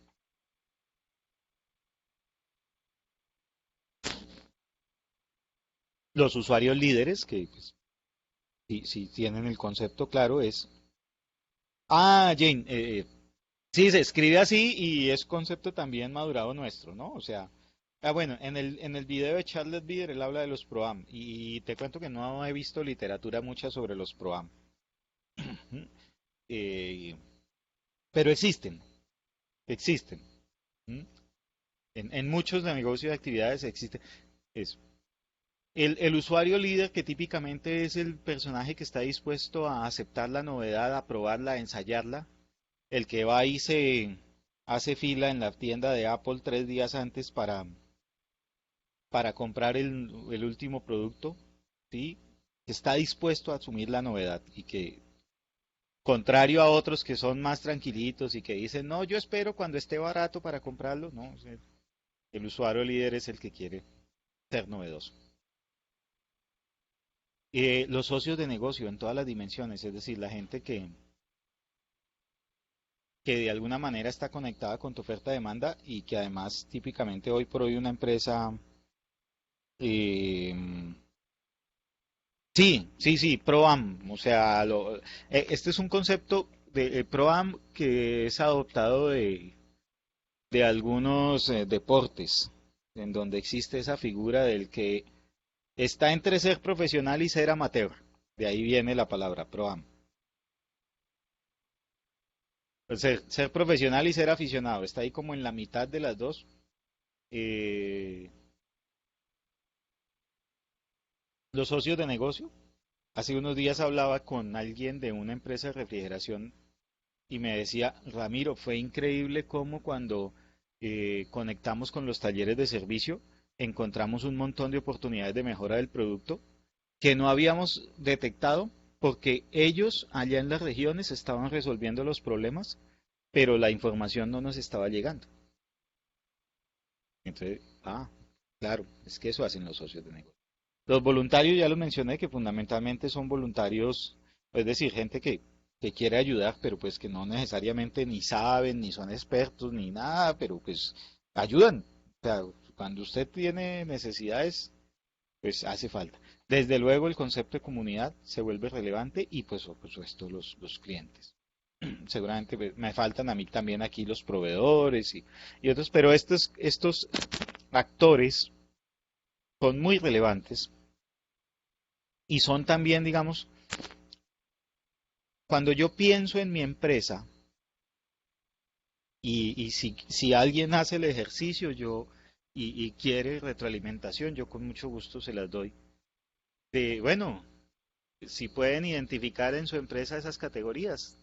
¿Existe un PROAN en su empresa? ¿Existe un usuario líder en su empresa? ¿Quiénes son sus socios de negocio? ¿Tu empresa moviliza voluntariado? ¿Su empresa se conecta con comunidades?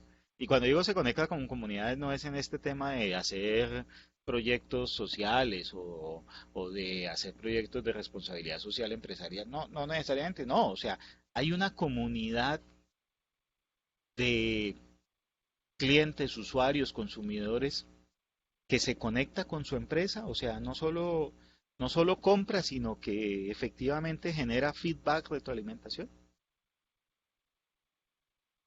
Y obviamente los clientes. Y bueno, este es un poco el contexto, como les decía, el propósito de hoy eh, era ahondar un poquito más en, en esta base conceptual, más allá de lo que pide Colciencias, y tener algunos enfoques alternativos de cómo se estructuran ciencia, estrategias de investigación, desarrollo e innovación. Y como yo les decía por allá en la primera sesión, cuando las organizaciones ganan en tamaño, ganan en facturación, pues ya hacer este ejercicio con matrices DOFA y con Pestel o con otro tipo de herramientas que pueden ser muy básicas, muy simples y por lo simple son muy útiles, valiosas, no las estoy, pero que pueden quedarse cortas. ¿Por qué? Pues porque también son herramientas concebidas en contextos de entender estos procesos de hace mucho tiempo. Y hoy el contexto ha cambiado, entonces vale la pena pensar la innovación no como algo que hay que hacer y que es importante, sino que a la final es algo que se basa en conocimiento. ¿Cuál conocimiento? Que eso también es importante. Acuérdense cuando vimos la definición de la gestión de la innovación, cualquiera. ¿Sí? Conocimiento ancestral, cultural, étnico, el de la organización, el externo, financiero, matemático, de ingeniería, química, biología, etnográfico, pedagógico, cualquiera. ¿Mm? Ese es el ejercicio y bueno, terminamos por hoy. Y bueno, no sé si hay inquietudes, preguntas.